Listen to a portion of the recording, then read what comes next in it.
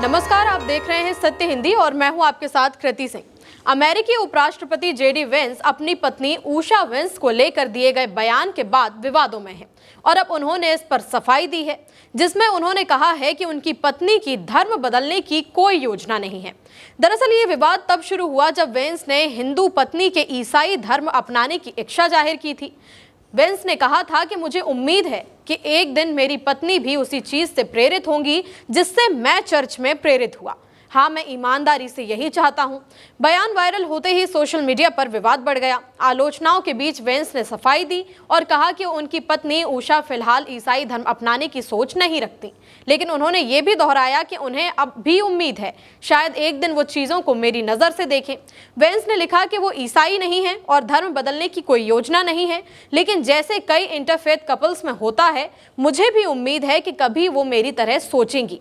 फिर भी मैं उनसे प्यार करता रहूंगा, उनका साथ दूंगा और हम अपनी आस्था, जिंदगी और बाकी चीज़ों पर हमेशा बात करते रहेंगे क्योंकि वो मेरी पत्नी है।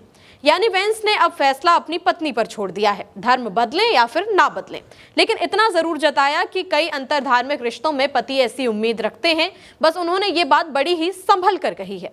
अमेरिकी उपराष्ट्रपति जेडी वेंस ने बताया कि उनकी पत्नी उषा ही थी जिन्होंने उन्हें दोबारा ईसाई धर्म से जुड़ने के लिए प्रेरित किया था। उषा वेंस ने भी कुछ महीनों पहले कहा था कि जब दोनों येल यूनिवर्सिटी में मिले थे तब जेडी कैथोलिक नहीं थे। वेंस ने एक ट्वीट में लिखा कि मेरा ईसाई धर्म मुझे सिखाता है कि समाचार सच्चा है और इंसानों के लिए अच्छा है। मेरी पत्नी, जैसा कि मैंने टीपी यूएसए में कहा था, कि मेरे जीवन की सबसे बड़ी बरकत है। उन्हीं की वजह से मैं कई साल पहले दोबारा अपने धर्म से जुड़ पाया। जेडी वेंस ने यह बयान टर्निंग पॉइंट यूएसए के एक कार्यक्रम में दिया था, जिसकी शुरुआत दिवंगत दक्षिणपंथी कार्यकर्ता चार्ली किर्क ने की थी। वेंस का कहना है कि उन्होंने ये बातें एक सवाल के जवाब में कही थी और वो सवाल टालना नहीं चाहते थे। ये कार्यक्रम मिसिसिपी यूनिवर्सिटी में हुआ था। कार्यक्रम के दौरान वेंस ने कहा था कि अब ज्यादातर रविवार को उषा मेरे साथ चर्च जाती हैं और जैसा कि मैंने उन्हें भी बताया है और अब मैं अपने 10,000 सबसे करीब दोस्तों के सामने भी कह रहा हूँ कि मुझे उम्मीद है कि एक दिन वो उसी चीज़ से प्रेरित होंगी जिससे मैं चर्च में प्रेरित हुआ था।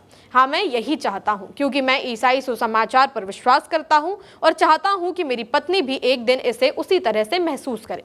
दरअसल जिस सवाल के जवाब में उन्होंने ये कहा था, वो सवाल एक भारतीय मूल की महिला ने पूछा था।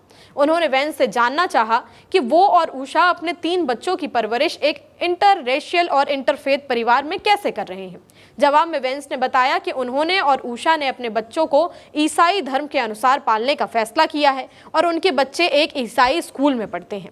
ये मामला दरअसल अमेरिका में रह रहे भारतीयों से जुड़ा हुआ है, उन लोगों से जो अब महसूस कर रहे हैं कि अमेरिका उन्हें अपनाने के बजाय बाहर धकेलना चाहता है। जिस महिला ने जेडी वेंस से सवाल पूछा था, उसका भी दर्द यही है।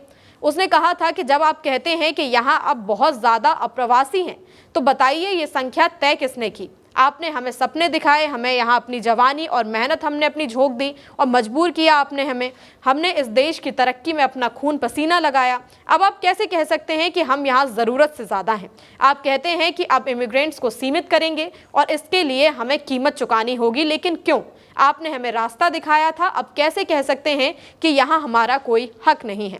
ये सवाल सिर्फ उस महिला का नहीं बल्कि हर उस भारतीय का है जो ईमानदारी से अमेरिका पहुंचा, वहाँ कारोबार किया, टैक्स दिया, नौकरियां दी और अब अचानक से खुद को वहाँ अजनबी महसूस कर रहा है।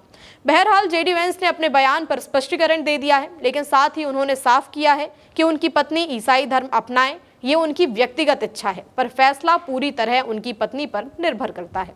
इस पूरे मामले में आपकी जो भी राय हो हमें कमेंट में ज़रूर बताएं। वीडियो पसंद आया तो लाइक और शेयर करें और चैनल को सब्सक्राइब करना ना भूलें। फिलहाल के लिए इतना ही। नमस्कार।